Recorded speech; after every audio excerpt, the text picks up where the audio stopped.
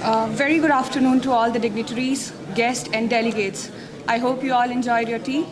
Myself, Binduma Yadav, I warmly welcome everyone in attendance to the first keynote lecture session. With immense pleasure, I would like to welcome the chair of the session, Professor Christine Helen Foyer, School of Biosciences, University of Birmingham, UK, and the co-chair, Professor P.V. Vara Prasad, Director, Department of Agronomy, Kansas State University, USA. It is an honor for us to have you here, sir and ma'am. I kindly request the chair and co-chair to introduce the speakers and commence the session. Few instructions. For speakers, there will be a timer screen in front of the dais. It is requested to the audience that at the end of each talk, please ask the question by coming to the mic. And Dr. Shobha and Dr. Teresa are kindly requested to submit their presentation. Thank you. Thank you so much. Good morning. We have two excellent keynote speakers now. As the lady said, my name is Christine Foyer. I'm your chair for this morning. If everybody would take their seats and please be a little quiet so that they can appreciate the introductions and the speakers. We will do our best to keep the speakers to time and hope that there will be enough time for some questions afterwards. So without further ado, I'll hand over to my co-chair, Professor Vara Prasad, who will introduce the first speaker. Good afternoon, everyone, and welcome back. It is my privilege and honor to introduce the first speaker of this afternoon. This is none other than Dr. RS Paroda. He doesn't need an introduction. Every one of us in this room knows, but I just wanted to say a few words because it's my honor to do so. He served as a former Director General of Indian Council of Agriculture Research and Secretary of DR, Department of Agriculture Research and Education under the Government of India. And he was also the former President of Indian Science Congress Association, President of National Academy of Agricultural Sciences, and the first chairman of the Global Forum on Agricultural Research. He served on many distinguished positions, including the chair of ICRISAT, Board of Trustees of chair of ICRISAT, and also International Rice Research Institute. And he was also an advisor to ACIR, Australian Centre for International Agriculture Research. He received many awards. I'll be here all day if I were to list them, but I will just mention two of them. One of them is a Padma Bhushan from Government of India, and the Norman Borlaug Award as well. He is a fellow of all Science Societies of India, honorary member of American Society of Agronomy and Crop Science Society of America. Thank you so much, sir, for that. And then he received 15 Doctor of Science institutions from 15 different institutions around the world. And he currently serves as the chair of the Trust of Advancement of Agricultural Sciences, TVAS, and the chair of Haryana Farmers Commissions. So thank you so much for giving us this opportunity and coming to speak today. Thank you.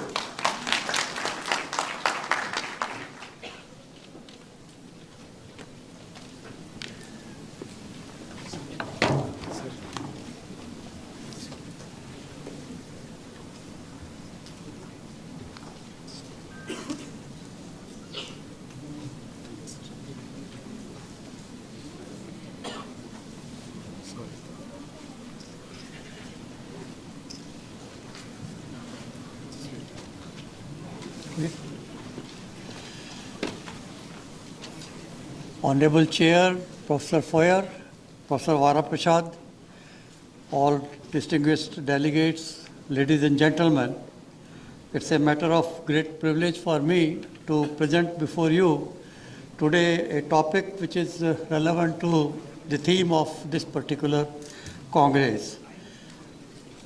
For any effort that we have to make, there must be a strategy.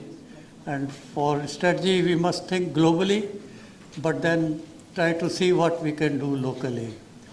In that process, we know that when global leaders had met in Rio +20 around 2002, they decided the future we want. That is around Sustainable Development Goals and 17 goals. Among them, the most important one are the no poverty and zero hunger, besides climate action and life on land. Also, we are aware of the fact that there is a need for access to food to almost 800 million people below poverty line, and about 2 billion people suffer from malnutrition globally. 1 million deaths take place among children annually because of, again, lack of nutrient and the food, and 1 in 4 of the world's children are malnourished. We are aware also of the fact that climate change is now a reality, and it is taking heavy toll. You realize that even in cities like from where Dr. Om Prakash Dhankad has come, there is no snow yet in Boston, and no snow also in Chicago.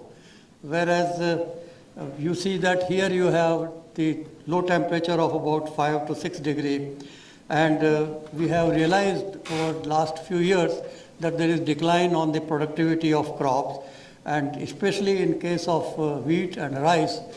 And last year the wheat production in Punjab, where we are holding this meeting, was almost less than 15 to 20%. Now it's okay.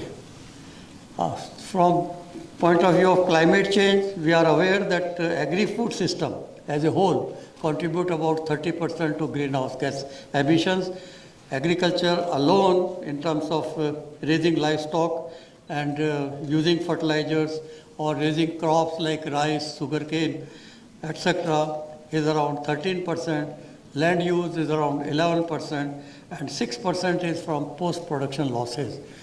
That's where I see institutions like NABI has great role to play to see that post-production losses are minimized by improving the quality of our products.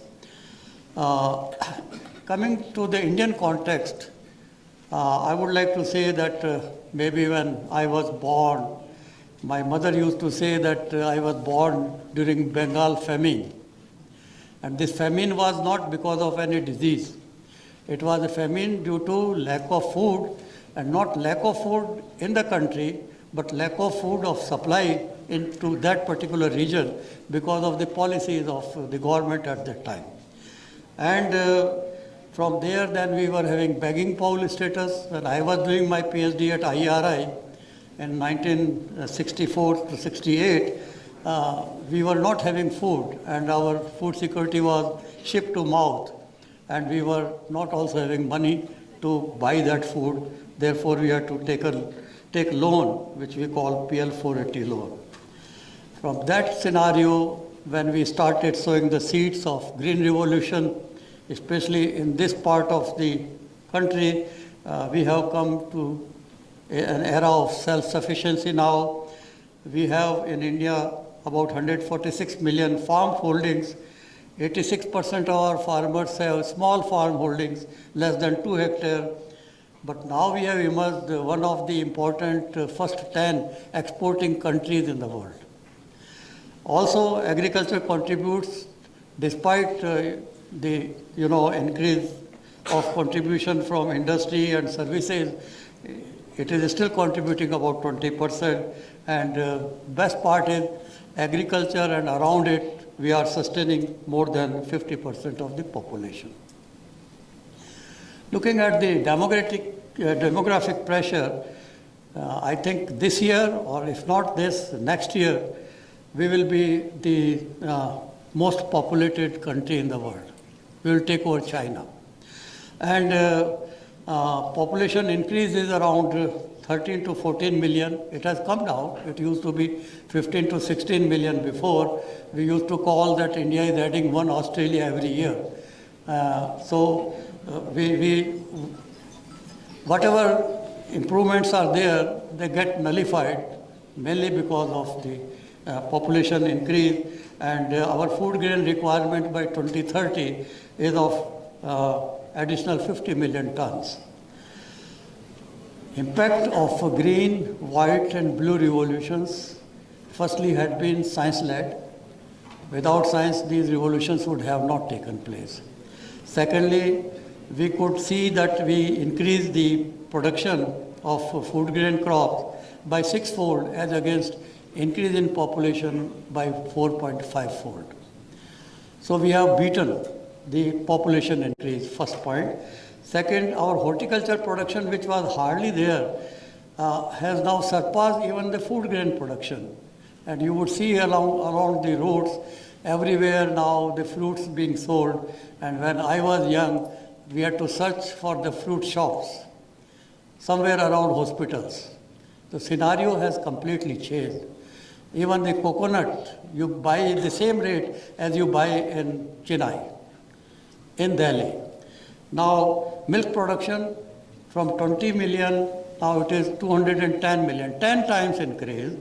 Fish production, almost 14 times increase, but not from marine side, but from the inland fishery, which means the science has gone into it. Earlier there was no inland fishery production. Export has also gone up. Now this export is not to 20 million now because wheat export has been banned because of the crisis that has emerged globally and due to Ukraine war and non-availability of food and reserve which India would like to keep for its own population. And reduction in poverty has been there from 70 to now 16%. When you look at India's global position, many times we are told that your productivity is low, but when you see the total production, we are not bad. We are number 2 in rice, 2 in wheat, pulses. We are the largest producer of pulses and largest consumer of pulses. And rapeseed, groundnut, you see the fruits, vegetables, we are number 2. Number 2 for fruits after Brazil and number 2 for vegetables after China. Sugarcane also after Brazil we are number 2, but our area is more than that of Brazil. And meat production we have all the potential. The largest livestock population we have compared to any other country in the world. 200 million cattle and 100 million buffalo and 200 million small animals, 500 million and above. And milk production I have already told you, but then over the last 50 to 55 years since the Green Revolution, we now see that there are second generation problems and problem of factor productivity decline in soil health and water table, nutrient imbalance and nutrient use inefficiency, increased incidence of diseases and pests because of higher cropping intensity and tropical climate compared to many of the temperate climates, costly inputs, non-availability of labor, which again has become a problem, but I would talk about it later. It has certain reason for non-availability of labor for agriculture. So you have to go for mechanization, reduce farm profitability, and above all, among the politicians I see over the last 1 decade, there is a complacency that we have enough. So maybe there is no need. And that is a matter which is a greater challenge to be addressed by the scientific community and convince them that this is not the way. You can't go organic and you can't say that inorganics are useless. And you can't also say that you cannot use the herbicides, pesticides, and so on. So these are the issues which are emerging. But let's talk about food and nutrition security. Food security is considered into 3 terms. Physical access, yes, we seem to have achieved it. It is available. But whether it is available to the poor people is another issue. So economic access becomes a problem. And that is a major concern. And that's why the 16.4% people below poverty, but government has come up with National Food Security Act, about which I will talk later, so that there is access to food. And also ecological access is a concern because it is not produced where it is required. So the transportation cost also adds to a greater extent the total cost of the food that is available. And nutrient nutrition security is currently a major concern. And therefore, what we want now is not the green revolution which we had for food security. Now we want second revolution for household nutrition security. And that's where this particular science which is going to address issues are more relevant. So what is the way forward? When there are problems, you have produced quite a lot, what can be done, what is to be addressed, and in that context, through global forum and through CGIR, we jointly organized 2-3 conferences. The first one was organized in Montpellier, and we came out with GCARD roadmap, which clearly said that agricultural research for development must take into consideration the needs of smallholder farmers. Research must get reoriented towards not crop and cropping system, but towards farming system for better sustainability and income, and investment must be increased because investment in agriculture research gives the maximum return compared to any other investment that has been studied by World Bank and by CGIR in many countries. And policy support for scaling and adoption of technologies is also very important. And the important message was also that we need to move from not only agriculture research for development, but agriculture research and innovation for development, which means emphasis must be given now to innovations. COVID-19 has given us a lot of lessons relating to, again, food and nutrition security. Firstly, it has given the priority now, or the focus has changed to local food systems, which we seem to have forgotten. All concentration around 3 or 4 cereals, wheat, rice, maize, and sorghum, etc. And UN had to convene the System Summit in September 2021, which came out with the action plan to accelerate progress on sustainable development goals. It seems sustainable development goals, if we are not going to give high priority, possibly in the next 8 years we will not be able to achieve. 2030 is our target, and for India it is of major concern because we have the largest population of malnourished children, and also compared to other countries in terms of concentration of poverty, we have the large number in country L compared to elsewhere. And therefore, if India doesn't achieve sustainable development goals, probably globally we will not be able to achieve this.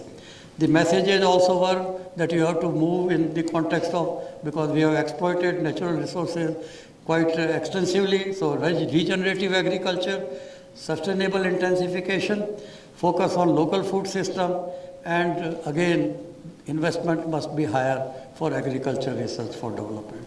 And we have added more than 150 million people who are food insecure today than before, which were about 800 million.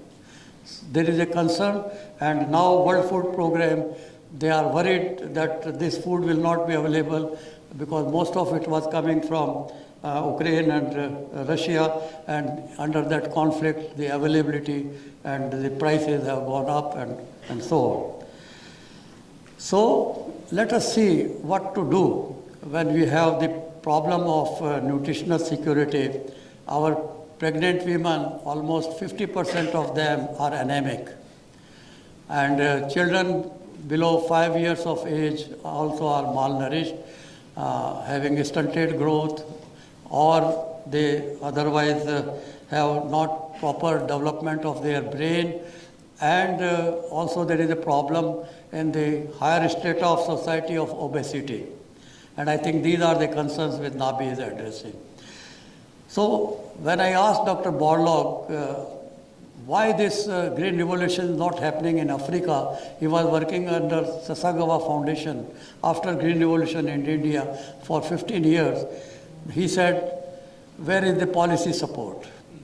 Where is the institution like the institutions, if you don't have, and where are the human resources, trained human resources?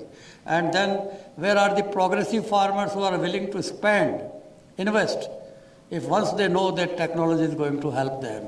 And then where is the partnership for agriculture research for development that we had and we capitalized? And I don't think in the history you will find anywhere a policy decision of importing 18,000 tons of wheat seed in 1 year, and that too in 4 months' time. That was a challenge for Borlaug to provide to India, but that triggered the process for green revolution. And in 1 year we got more than, we were stuck up at 11 million tons at that time. We got 16 million ton production. Of course, now it is more than 100 million tons. So things have happened. But again, we have to recognize that it is the science and it is the policy support and it is the institutions. So look at the institution. The Indian National Science, National Agriculture Research System, perhaps is one of the strongest in the developing world. 104 institutions, and NABI is not included in it. This is ICR institutions. 71 agricultural universities. When I was studying, only one university was established in Pantnagar. Then the research, education and extension by the policy makers were put under the same umbrella. So you had the interaction, coordination. Otherwise, in many countries, education is with the education ministry, agriculture is with the agriculture ministry. And the number of scientists also 35,000. And other countries followed ICR pattern, like Philippines, Picard, Pakistan, PARC, Nepal, NARC, BARC in Bangladesh, and CARP in Sri Lanka. But they could not adopt the same model because scientists was never given the status of secretary to the government, which people like us had. And we could directly interact with the policymakers and influence them. Otherwise, you go through bureaucracy and never your message reaches. In that context, reorientation towards secure and sustainable agriculture now requires agriculture diversification. We have already talked farming systems mode or diversification of our food basket, which is very important for nutritional security. Secondary agriculture has to be so that income of the farmers increases. Specialty agriculture, we have to now go in for, say, vertical farming, protected cultivation, and increase the income of the farmers. Youth is not interested to remain in agriculture. The farmers of Punjab and Haryana here are having the major challenge of retaining youth in agriculture. Because the youth wants to see something exciting, not routine wheat rice cultivation, and want to increase the income. Once when I was chairman of Haryana Farmers Commission, talked to the farmers, they said, could there be anything better than what we are doing for our children? And can they also send their children to the similar schools like you are sending if they continue in agriculture? There are challenges, and from production to post-production, it is not an issue of now producing more. Luckily, we can produce and we will produce more because our productivity levels are low. And that I see as a hope for the future. Productivity levels can be increased if you have better agronomic practices and better management because technology is available. So we need good technology, we need good management and interaction with the environment. But what now we need is, you can't go on just exporting the raw. If it is cluster bean, just raw cluster bean split seeds. You are importing 150 products which are value added from abroad, from guar, which we call cluster bean. But we are the largest exporter of that raw material. So you need now research effort more on the post-production and value addition, and that's where again we need institutions like NABI. If it was not there, created 12 years ago, probably we had to create it today, but since it is there, we have to nurture it to the best of our ability. So we need to consolidate the gains, whatever we have, and look more positively for the future. And those countries have progressed faster where they have laid greater emphasis on innovation and provided better extension so that knowledge reaches to the end user without any dissemination loss. Otherwise, it can be counterproductive. Any new technology can be counterproductive. And we want innovation which are disruptive. Innovation like cell phone, I can write from here 400, rather from here it is 600 kilometer my farm is, I can switch on my tube well while sitting here and installed by local artisan, not by any trained person. So there is a potential, and we need now the involvement of youth to be entrepreneur, to be service provider, to be extension agent, and also to help the farmers to link to the market, because maximum exploitation of farmers is through the middleman in the marketing. So genetic enhancement we have to look at, because we need to move forward. Hybrid technology has helped us, can still help. GM food crops we have not yet adopted, thanks to the now new environment which has emerged. We have been hammering it for last decade, and government has now approved for the environmental clearance. The BT mustard, what we call is canola in Canada, and we have to increase our production in maize and soybean and get this technology as well. Good that we adopted BT cotton. I'll tell about it. Genome editing, we have in the morning heard excellent presentation, offers great opportunities. And I think the progress is much faster, and biofortified crops for the nutrition security, you need to promote these biofortified crops and varieties that have been built through Harvest Plus program of this CGIR before and by various institutions. So what now you see here, one innovation.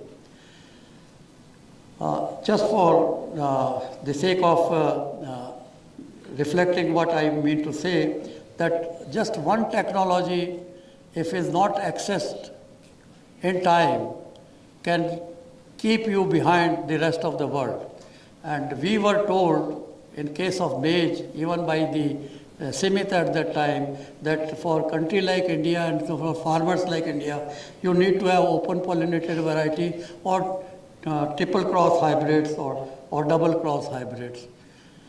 But nobody gave us single cross hybrids, and they were harvesting more than 6 to 7 tons at that time, and India was harvesting only 1 ton till 2000. So I had to take a decision after discussing with the private sector people that why they are not bringing this technology to India. They said because of piracy problem in single cross, you don't have plant breeders' rights, so we will not be able to come and give you this technology. So we started our own research on single cross hybrids, and we released our single cross hybrid in the year 2001. Similarly, I saw to it that Plant Variety and Farmers' Right Act is approved by the Parliament, and that was approved in 2001. And then private sector also came in, government hybrids were also there, and just in 1 decade we doubled our maize production. And now by 2020 we have tripled our maize production. And I have all the hope that tomorrow the fastest growth in cereals is of maize. So one technology can do a lot, but you need to cover more area under hybrids and encourage private sector, embrace them and provide enabling environment for it. BT cotton. If we had not adopted, maximum suicides were taking place in cotton. And when you look at here, you find that by having, and maximum pesticide was used in cotton. 50% of our pesticide was used in cotton crop alone. So what happened? We were importing cotton. We are the largest now exporter of cotton. We have the cotton production tripled. Pesticide consumption has gone down by 40%. The farmers have increased their income by 3 times. And we are one of the major exporters of cotton today, fetching $4 billion US. So the question is technology, policy support, and its adoption. An area which never used to be more than 8 million hectare is now up to 12 million hectare, 50% more area increase just in one crop. So you read some of these kinds of things to push the, so there are, since time is now short, I have to finish my talk. Translational research is therefore important. Innovations are there, but these innovations require now like hybrid technology to be promoted, biotechnology, GM crops. We are the first to come up with our own GM brinjal. Bangladesh released it. Philippines has released it, and we have not yet released it. We don't want brinjal, whereas we have the maximum use of brinjal in our country. So whom to teach and whom to convince? Protected cultivation. China has 2 million hectare area, and after 20 years of effort that we had put in, our area is still more than 50,000 hectare. When we will achieve this? Why we should not achieve it? And now, many of these things are there, I don't have to say, and we have to harness science. Professor Zhao's presentation clearly tells it that there are advances in case of CRISPR-Cas, GM crops. You have to use bioinformatics, ICT, big data. You have to use drones, robotics, artificial intelligence, and you have to go in for farm mechanization and make your system more resilient than what it is. And for that, you cannot proceed unless you have public-private partnership and unless you have IP protection. And IP protection is still a concern. Many a times, private sector is really not happy. Genomic assisted breeding, we have been concentrating mostly on the left side, pest resistance, productivity, disease resistance. But now, thanks to the advances that have taken place through genome editing, now we can address the concerns of the nutrition, sustainability, and environmental stresses, whether it is heat, whether it is drought, or whether it is salt tolerance, and so on. Biofortified varieties are now available, but to promote them is an issue which requires a concerted effort, and I think we have to push on this. Prime Minister released only last year 17 of biofortified varieties, but releasing is one part. Most of the biofortified varieties do have yield penalty. So for the yield, if you don't give higher price and you want farmer to be a sufferer and consumer to be beneficiary, then I don't think that will work. So we will have to, like in case of basmati, for basmati rice, a consumer is willing to pay even 10 times higher than the normal rice. So those, and they are rich in nutrients, many nutrients. Work here at this institute I was mentioning relating to Roy's group on high amylose. Now these are to reach the end user, not to remain here. And that's why CIAB has been merged with NABI, which we have been wanting. And I think there is the opportunities of partnership with the private sector. The genome edited, CRISPR-Cas edited, banana is also now here. And we have to see whether this is under any protection of IP, and if protection in IP and I have the product, if there is no policy support for that or my linkage with those who have this license to sub-license me, I would not be able to reach to the end user. So where are we? We may say that, well, we have, and when you look at so many products are coming, and in the morning presentation also ample opportunities are emerging. You can also eliminate the transgene component very fast than what we have been otherwise thinking. And then biotechnology is required for value addition. Food industry, feed industry, ethanol industry is the sky, is the limit there. Government initiatives had been there to address the concern of poverty and zero hunger through the two acts. One is the Mahatma Gandhi National Rural Employment Guarantee Act, which we call it, of 2005, under which 100 days employment to the laborers or village people below poverty line is assured, and the National Food Security Act of 2014, which was approved to provide free.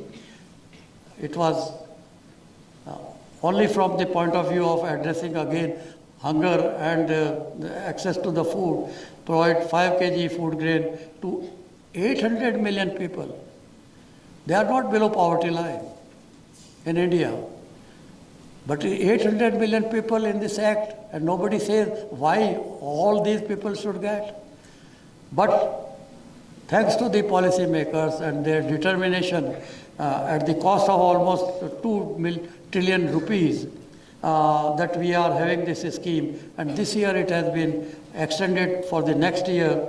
And we have many other schemes like to very poor people, 35 kg per family per month is provided through public distribution system.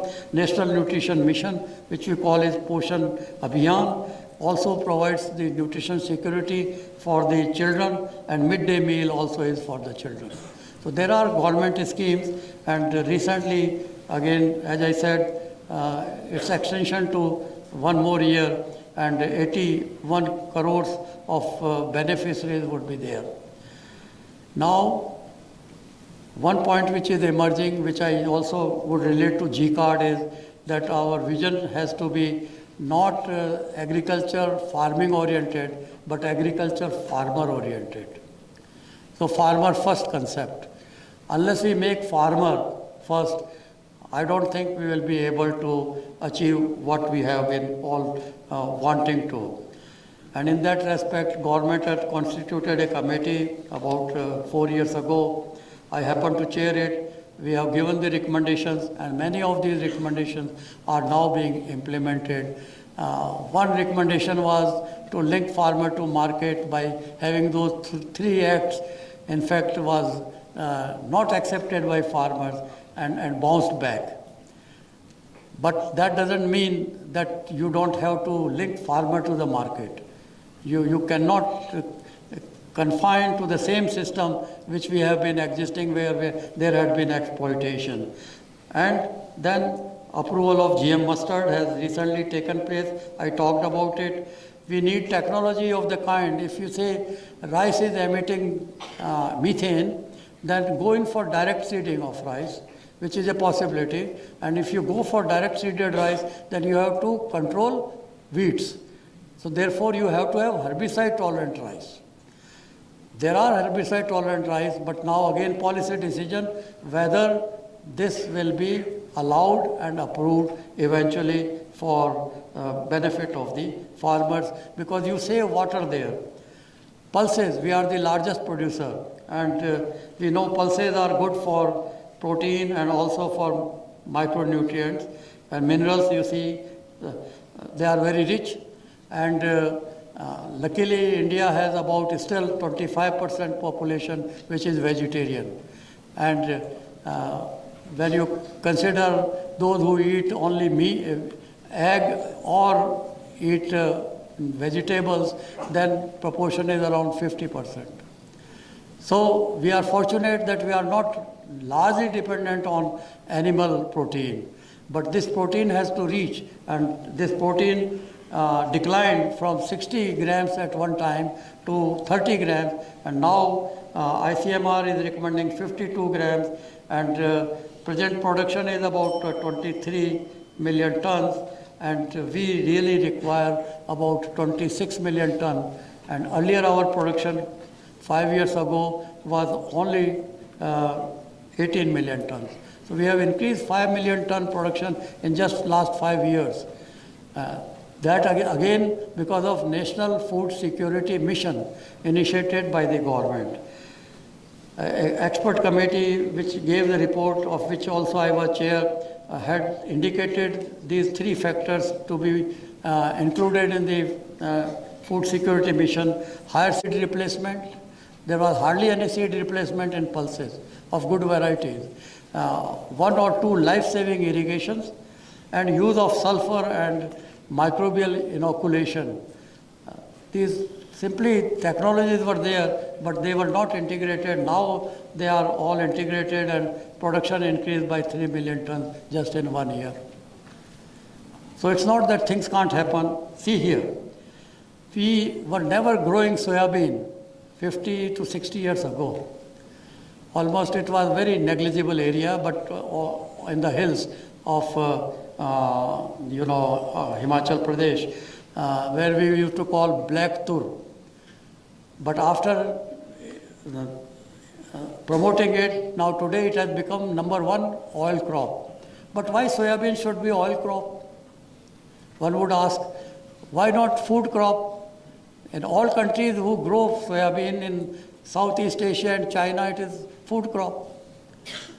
And we are exporting soya meal to the extent of about 3 to 4 billion US$.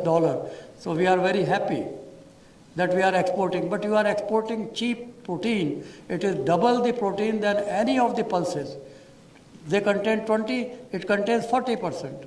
And best quality protein, scientists are telling. Then the policy has to be, if your children are protein malnourished, if they need more micronutrient, should we export this as a feed outside?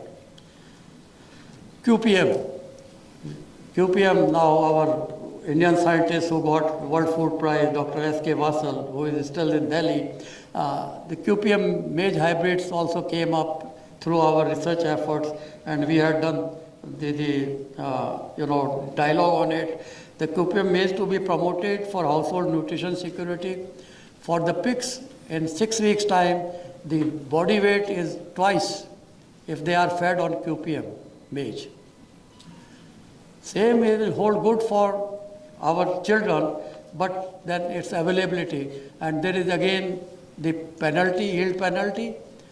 So it has to be linked with the pricing support, and it has to be linked as a policy support that we will feed QPM. Most of the maize in India is now either as feed or for the industrial use as a starch, and now it is being used for fuel production, biofuel production, not as the food crop again. Global Conference on Women in Agriculture, we were the first to have this conference organized in 2012, and what came out in that if you empower women and if you educate women, the direct benefit is on household food security, nutrition security. That is the direct benefit. So at least this should become a program in itself. I don't have much time to say. This year is UN Year for Millet. At the request of the Government of India, it has been declared, and we are talking of local food systems. And I think when we look at biofortified pearl millet, value-added products, we see there are many opportunities there. Finally, I would only say there are challenges, there are achievements, and what now is required is better organized policy advocacy by the scientific community who are well informed and whose voice is heard by the policy makers. Often We are finding a gap here over the last 1 or 2 decades, and therefore the message has to reach, and we have to also provide informed knowledge to the public for better public awareness. People should not be taken by the press releases like, this GM mustard is a crop which will increase herbicide use. It is not recommended for herbicide use, but people are now using that as an excuse to misguide the population, people. It is used, herbicide use is only for seed production, not for the crop production. But they just try to pick anything and then try to flare. So finally, to ensure food and nutrition security, we would require enabling policies and environment for enhanced investment, incentives and rewards to the performers. Scaling innovation must be scaled the fastest possible, motivating women and youth. We have the largest youth population, including women, compared to anywhere in the country, even China. We have 400 million youth between 15 to 27 years of age. And that is our strength and our force, but it has to be used more effectively.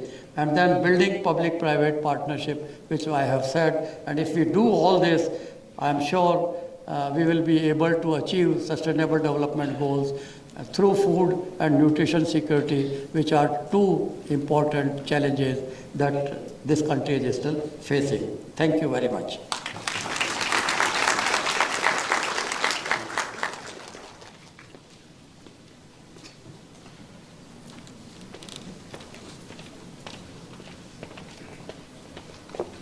Thank you very much, sir, for an excellent, comprehensive talk. And without further ado,